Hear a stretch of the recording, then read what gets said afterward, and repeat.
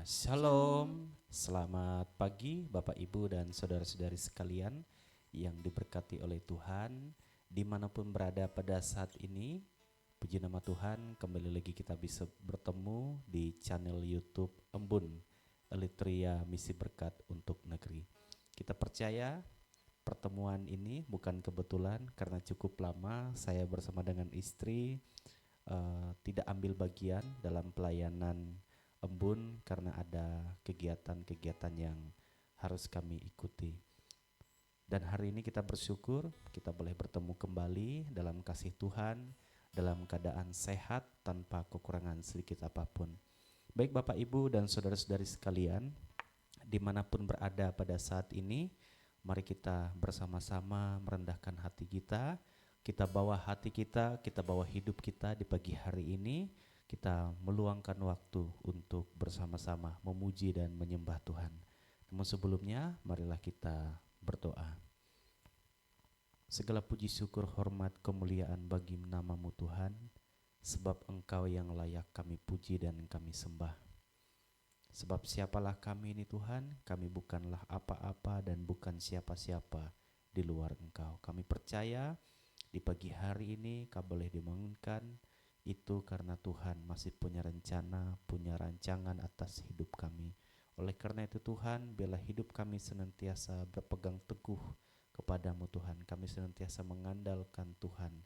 Penuhi kami dengan hikmat dan kebijaksanaan Tuhan, sehingga dalam setiap langkah kami, setiap keputusan kami ada di dalam pimpinan dan tuntunanmu. Terima kasih Tuhan.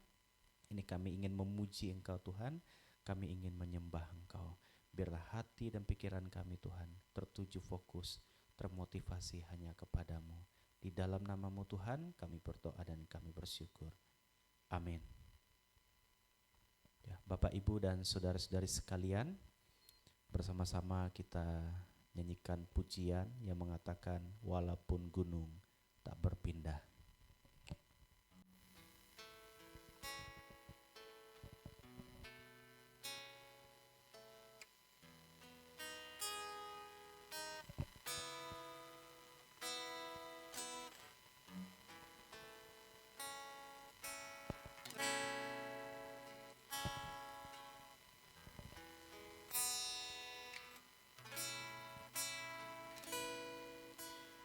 Jiwaku bertanya, apakah masih ada harapan melewati tangisan, rasa sesak di dada. Imanku berkata,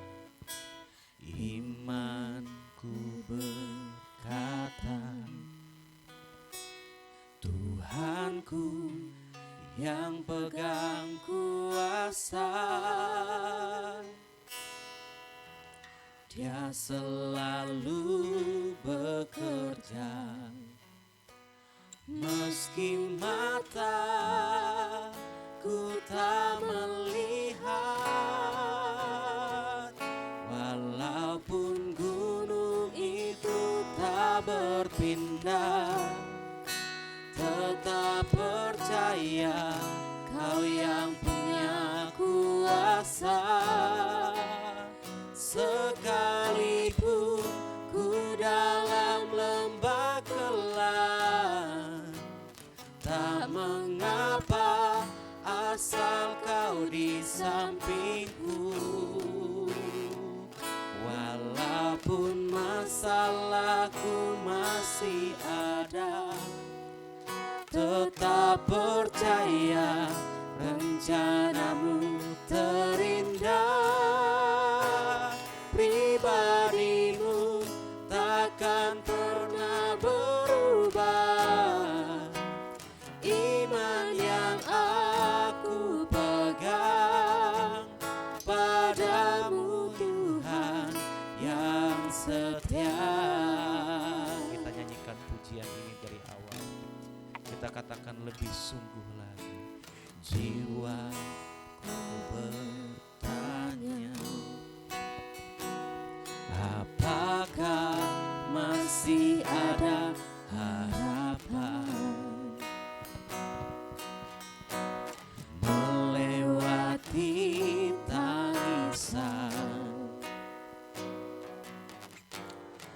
rasa sesak di dada.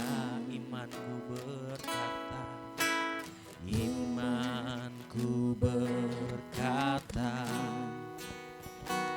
Tuhanku yang pegang kuasa,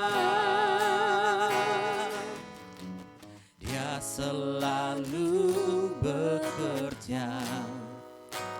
Meski mataku tak melihat, walaupun gunung itu tak berpindah, tetap percaya Kau yang punya kuasa.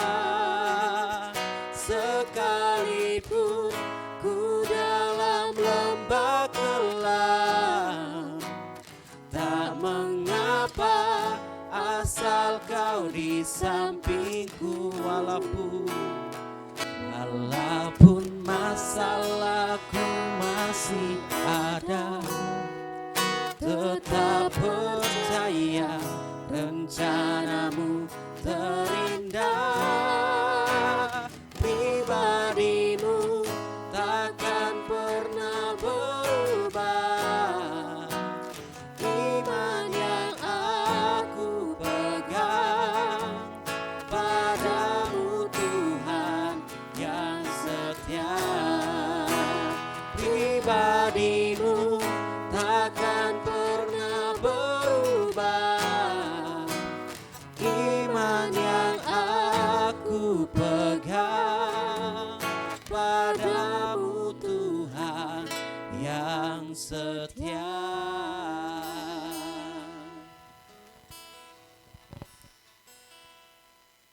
Seperti pujian yang kami nyanyikan, Tuhan,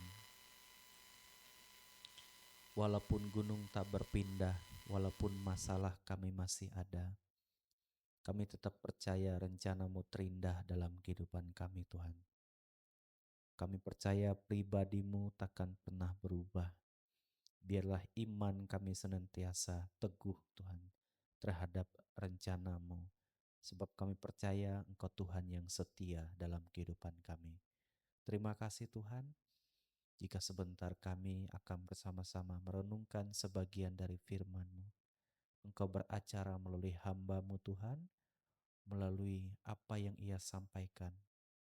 Biarlah Engkau bekerja, penuhi ia dengan hikmat dan kebijaksanaan Tuhan, sehingga firman yang disampaikan itu boleh menjadi berkat bagi kami, boleh menyegarkan kami Tuhan, boleh menjadi makanan rohani bagi hari ini, bagi setiap kami, sehingga kami dikenyangkan dengan firman-Mu yang sungguh luar biasa. Terima kasih Tuhan, ini doa kami, di dalam nama-Mu kami berdoa dan kami bersyukur. Amin. Shalom, Bapak Ibu Saudara Sobat Embun yang dikasih dan diberkati Tuhan, bagaimana kabarnya hari ini? Luar biasa kasih Tuhan dalam kehidupan kita. Bahkan di pagi hari ini kita berjumpa kembali dalam channel YouTube Embun, di mana pada hari ini bersama saya Vikaris Dinda Grisela, kita akan bersama-sama membaca dan merenungkan firman Tuhan.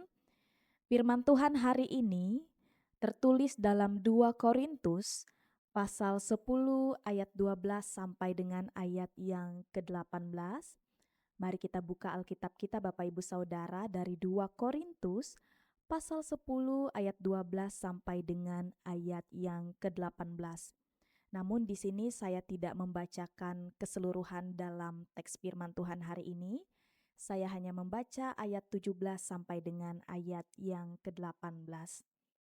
Di bawah perikop, pendapat Paulus tentang dirinya. Namun, siapa yang bermegah, hendaklah ia bermegah di dalam Tuhan. Sebab, bukan orang yang memuji diri yang tahan uji, melainkan orang yang dipuji Tuhan. Firman-Mu itu pelita bagi kaki kami dan terang bagi jalan kami. Amin. Bapak Ibu Saudara Sobat Embun yang dikasihi Tuhan, saya ingin mengajak kita semua untuk bersama-sama berpikir Sesungguhnya manusia memiliki standar atau ukuran yang berbeda-beda. Entah itu standar kebahagiaan, standar kesedihan, standar rasa sakit, dan lain sebagainya. Artinya, ukuran kebahagiaan Bapak, Ibu, Saudara berbeda dengan ukuran kebahagiaan saya. Misalnya, si A standar kebahagiaannya tercapai kalau sudah ia bisa ke negara yang ia impikan. Tetapi ada juga yang memiliki standar kebahagiaan hanya ketika ia bisa berkumpul bersama dengan keluarganya saja. Jadi, ukuran standar yang dibuat manusia itu berbeda-beda. Nah, Bapak Ibu Saudara, manusia itu juga adalah makhluk penilai. Seseorang bisa memberikan penilaian tentang berbagai hal, termasuk kepada kehidupan orang lain. Seseorang bisa mengatakan kehidupan orang lain tidak layak hanya ketika melihat dari rutinitas kehidupan orang lain saja. Seseorang juga bisa mengatakan orang lain tidak mampu hanya karena menilai dari penampilan orang lain saja. Dan terkadang Bapak Ibu Saudara, penilaian manusia bisa menjadi batu sandungan bagi orang lain. Bapak Ibu Saudara, Sobat Embun yang dikasih dan diberkati oleh Tuhan, hal tersebut sangat berkaitan erat dengan teks firman Tuhan bagi kita hari ini. Kita awali dengan melihat peristiwa yang dialami oleh Rasul Paulus di jemaat Korintus terlebih dahulu. Bapak Ibu Saudara, teks firman Tuhan dari 2 Korintus pasal 10 ayat 12 sampai dengan ayat yang ke-18 ini merupakan konflik antara Rasul Paulus dengan kelompok pengajar sesat mengenai otoritas dan pelayanan Paulus. Rasul Paulus sering menyebut mereka sebagai rasul-rasul luar biasa atau super apostoles. Nah, rasul-rasul palsu ini menghasut jemaat Korintus dan menyerang otoritas pelayanan Paulus, Bapak Ibu Saudara, yang dianggap tidak ada apa-apanya dibandingkan dengan kemampuan mereka. Rasul-rasul palsu ini mengukur diri mereka sendiri dengan standar yang mereka ciptakan sendiri. Mereka memuji diri mereka sendiri, mereka merendahkan Paulus, mereka meyakinkan jemaat bahwa merekalah yang lebih hebat untuk mengajar. Mungkin dengan popularitas yang mereka miliki, Bapak Ibu Saudara, dengan kepintaran yang mereka miliki, kemampuan berbicara, bahkan banyak pujian yang telah mereka terima. Itu membuat rasul palsu ini berpendapat bahwa mereka lebih layak untuk mengajar dibandingkan Rasul Paulus. Makanya Paulus tegas katakan dalam ayat yang ke-12, Bapak Ibu Saudara, mari kita lihat bersama Alkitab kita. Kalau dalam terjemahan baru yang pertama, di situ tertulis alangkah bodohnya mereka, dikatakan Paulus. Dalam terjemahan baru yang kedua dikatakan Paulus tidak mengerti apa-apa. Artinya mereka kehilangan pengertian yang sehat. Nah, Bapak Ibu Saudara yang dikasih dan diberkati oleh Tuhan, ini menjadi peringatan keras bagi kita semua. Bahwa ketika kita menjadikan diri sendiri sebagai satu-satunya standar penilaian, kita sesungguhnya sedang kehilangan kejernihan berpikir secara rohani. Kemudian Bapak Ibu Saudara yang diberkati Tuhan, selanjutnya Rasul palsu ini datang ke Korintus, yaitu tempat yang sudah dirintis dan dibangun oleh Rasul Paulus dari nol. Lalu di situ para rasul palsu ini mengklaim bahwa pertumbuhan jemaat di sana adalah hasil dari kerja keras, jerih payah mereka. Akan tetapi Paulus nyatakan dengan tegas, kita lihat pada ayat 15 sampai dengan ayat yang ke-16 Bapak Ibu, tentang batas atau wilayah pelayanan yang ditetapkan oleh Allah sendiri baginya. Jadi tempat yang ditetapkan untuk pelayanan tidak bisa diklaim atau diakui oleh diri sendiri, melainkan ditetapkan oleh Allah sendiri Bapak Ibu. Nah, Bapak Ibu yang dikasih dan diberkati oleh Tuhan, seperti gambaran konflik yang dialami oleh Paulus dengan pengajar palsu ini, kita akan sering jumpai dalam kehidupan kita. Baik itu seseorang yang gemar menilai kehidupan orang lain, menganggap dirinya paling hebat dan berjasa sehingga ia boleh merendahkan kehidupan orang lain. Dan juga ada orang-orang yang mencari nama di atas hasil kerja keras pekerjaan orang lain.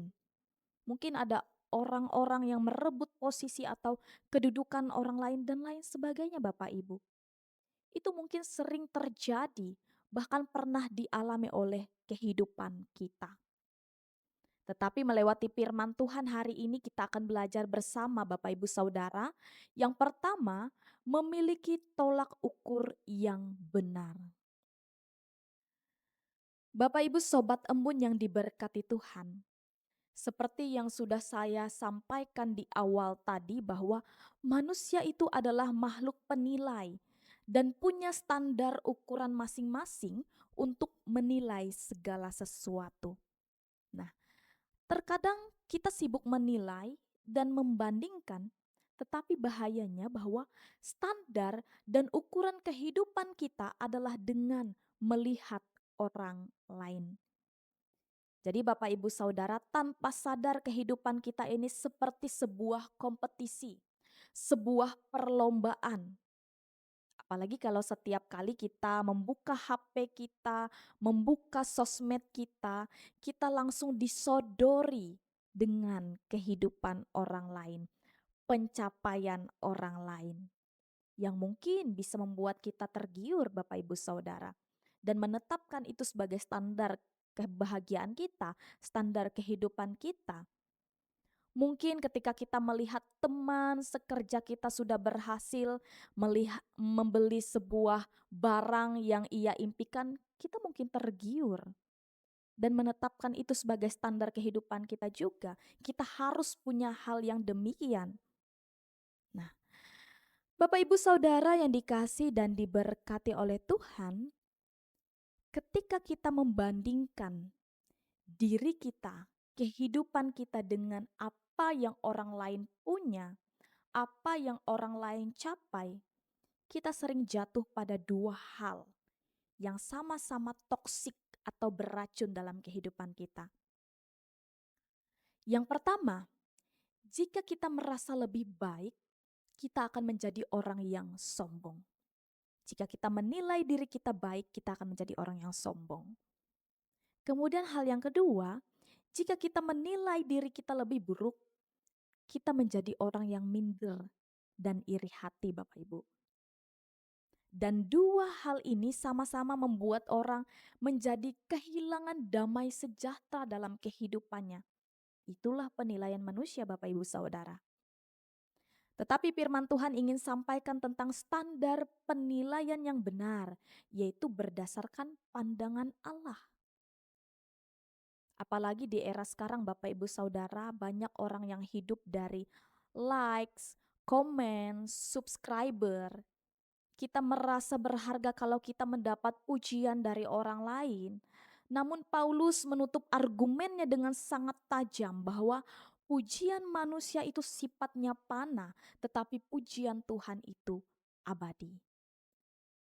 Manusia menilai dari apa yang tampak di luar, apa yang terlihat oleh mata, kekayaan mungkin, gaya bicara, penampilan hasil yang instan, tetapi Tuhan menilai, melihat hati, melihat kesetiaan dan ketaatan kita dalam prosesnya Tuhan. Kemudian hal yang kedua Bapak Ibu Saudara yang dapat kita pelajari dari firman Tuhan hari ini adalah berjalan pada batas yang sudah Tuhan tetapkan. Bapak Ibu Saudara, Sobat Embun, saya percaya bahwa setiap kita yang terlahir dalam dunia ini, kita sudah mendapat takaran berkat kita masing-masing. punya kemampuan kita, talenta kita masing-masing, dipercayakan tugas pekerjaan kita masing-masing. Artinya, kita sudah ada bagian dari Tuhan untuk kehidupan masing-masing orang. Jadi, Bapak, Ibu, Saudara, intinya adalah apa? Intinya adalah fokus dan setialah pada apa yang sudah Tuhan percayakan saat ini dalam kehidupan kita masing-masing. Jangan mencoba untuk mengambil lintasan orang lain. Jangan mengklaim hasil kerja orang lain seperti yang sudah dilakukan oleh pengajar sesat di Korintus. Fokus, bangun apa yang saat ini Tuhan percayakan dalam kehidupan kita, Bapak, Ibu, Saudara. Entah itu keluarga kita saat ini, tugas pekerjaan kita, jabatan kedudukan kita saat ini, berkat rejeki tanpa harus kita merampas, tanpa harus kita tergiur untuk mengerjakan apa yang bukan menjadi bagian kita. Kalau kita ilustrasikan, Bapak, Ibu, Saudara, tangan kita ini hanya dua. Kalau banyak benda yang kita pegang, maka dapat dipastikan ada yang tidak mampu kita genggam dengan baik, lalu kemudian jatuh. Demikian juga dengan kehidupan kita. Apa yang sudah Tuhan tetapkan dalam kehidupan kita, Bapak, Ibu, Saudara, mari kita jalani itu dengan baik. Pegang itu erat-erat. Berhenti melihat ke samping. Mulailah melihat ke depan, fokus dengan apa yang kita punya. Tuhan sudah menetapkan takaran dan porsinya masing-masing dalam kehidupan kita, Bapak, Ibu, Saudara. Tugas kita bukanlah menjadi lebih hebat dari orang lain, melainkan menjadi hamba yang setia di ladang yang sudah Tuhan percayakan dalam kehidupan kita. Biarlah kita hidup bukan untuk mencari pujian dan pengakuan dari manusia, melainkan hidup kita sedemikian rupa sehingga kita didapati setia. Setialah dalam perkara-perkara kecil, maka Tuhan akan mempercayakan perkara yang lebih besar lagi dalam kehidupan kita. Kiranya melewati firman Tuhan ini boleh menjadi pedoman, boleh menjadi kekuatan bagi kita dalam menjalani kehidupan kita di tengah dunia ini. Tuhan memberkati kita melewati firman-Nya. Amin. Baik Bapak, Ibu, Saudara, saya mengajak kita semuanya untuk berdoa, menaikkan permohonan syafaat kita kepada Tuhan. Mari kita berdoa. Allah Bapa kami yang bertahta di dalam kerajaan sorga, Bapa yang kami puji dan kami muliakan dalam nama Tuhan kami Yesus Kristus. Kami bersyukur ya Tuhan, melewati firman-Mu hari ini. Biarlah firman Tuhan itu boleh menjadi kekuatan dan pedoman di dalam kami menjalani kehidupan kami di tengah dunia ini. Ajarkan kami untuk tidak membandingkan diri kami dengan orang lain, atau mengukur hidup kami dengan standar dunia yang sia-sia. Jauhkan hati kami dari sikap yang sombong, merasa lebih baik, atau bermegah atas pencapaian diri kami sendiri.